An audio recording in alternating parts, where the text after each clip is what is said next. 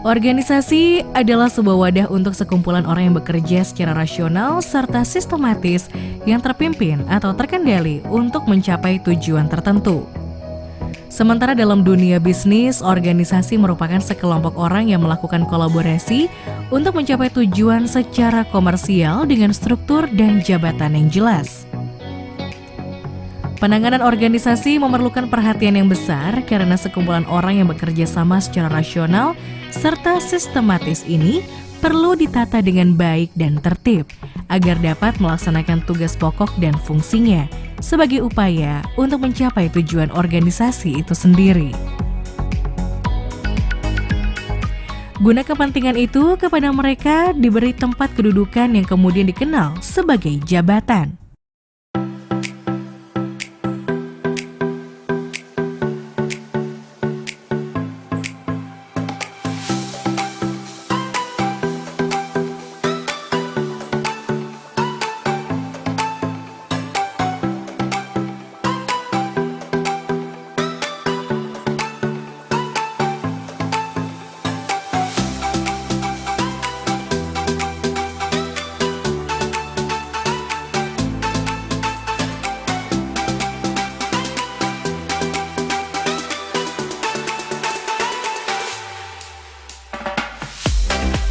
Kementerian Ketenagakerjaan lewat Direktorat Jenderal Bina Penta dan PKK, dalam hal ini Direktorat Pengembangan Pasar Kerja sangat konsen untuk memberikan panduan, tips, dan cara-cara menganalisis sebuah jabatan dalam sebuah organisasi, lembaga pemerintah, asosiasi profesi, perusahaan swasta, maupun lembaga lainnya.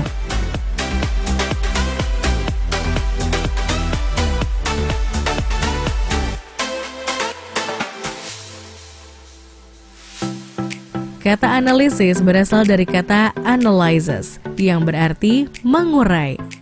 Sementara kata jabatan adalah makna.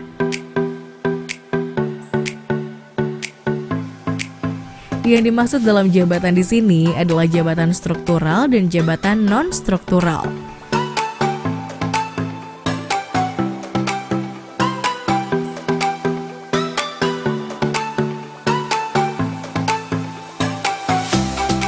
Jabatan struktural adalah jabatan yang nampak betul dalam struktur organisasi, sedangkan jabatan non-struktural adalah jabatan yang tidak nampak dalam struktur organisasi.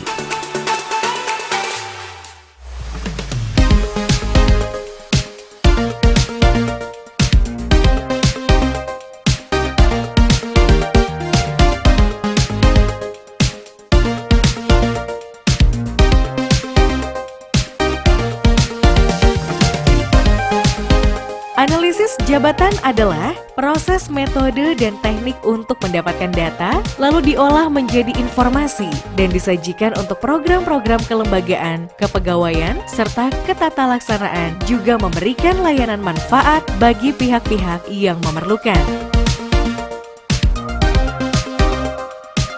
Analisis jabatan meliputi 3 tahap kegiatan, yaitu 1. Mengumpulkan data jabatan dan mengolahnya menjadi informasi jabatan. 2. Menyajikan informasi jabatan bagi program-program kelembagaan, kepegawaian, dan ketatalaksanaan.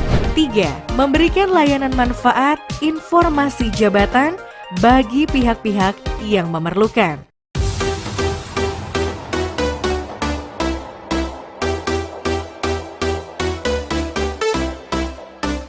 Untuk mempelajari analisis jabatan, maka kita perlu memahami beberapa modul yang berhubungan dengan analisis jabatan. Modul pertama, pengantar dan dasar analisis jabatan. Modul kedua, uraian tugas. Modul ketiga, fungsi pekerja. Modul keempat, kondisi lingkungan kerja, kemungkinan resiko bahaya dan syarat fisik. Modul kelima, syarat jabatan. Modul ke-6, kode jabatan, dan modul ke-7, metode pengumpulan data jabatan.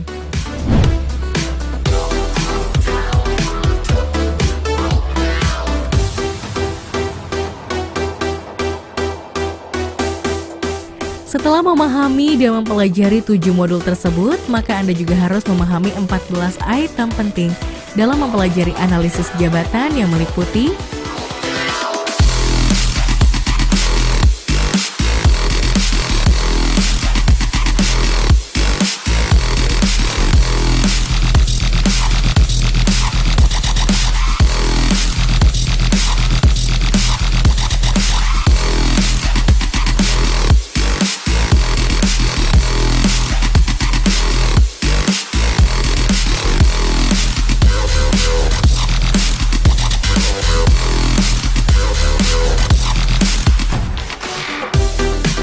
lingkup dan kegunaan analisis jabatan. Analisis jabatan sebenarnya hanya upaya untuk mengurai informasi tentang aspek-aspek jabatan. Aspek-aspek jabatan tersebut ditelusuri melalui proses pelaksanaan pekerjaan yang dilakukan oleh si pemegang jabatan. Karena untuk menyandang suatu jabatan diperlukan hasil kerja, dan untuk memperoleh hasil kerja diperlukan bahan kerja, yang tentunya juga memerlukan alat kerja untuk melaksanakan pekerjaan, dan juga si pemegang jabatan harus mempunyai kualifikasi, misalnya pendidikan, pengalaman, mempunyai bakat, minat, dan juga temperamen dalam bekerja tentunya.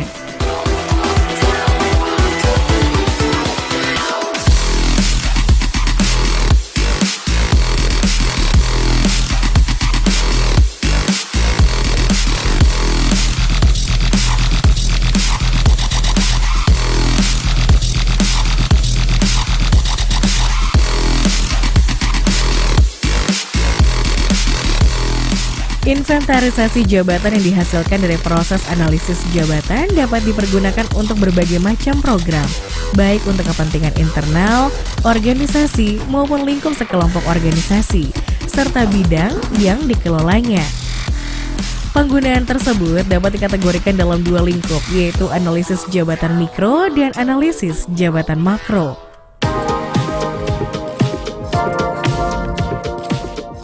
Analisis jabatan mikro adalah analisis jabatan dengan lingkup tunggal, sempit, dan khusus yang dilakukan dan digunakan untuk suatu unit organisasi tertentu.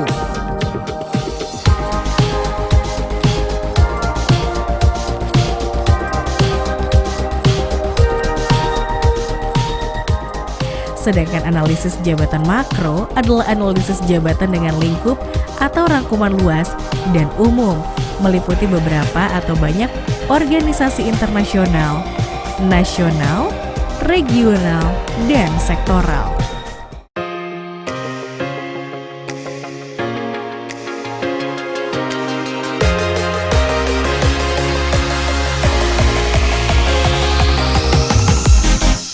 Dalam rangka memenuhi kebutuhan pasar kerja saat ini, analisis jabatan sangat perlu untuk dipelajari dan diterapkan pada instansi pemerintah, perusahaan swasta, asosiasi profesi, dan lembaga-lembaga lainnya bertujuan agar pemegang kepentingan dapat menetapkan gaji yang adil dan layak, sesuai dengan minat, bakat, dan kemampuan dari pemegang-pemegang jabatan, sehingga dapat tercapai program The Right Man on the Right Job at the Right Time.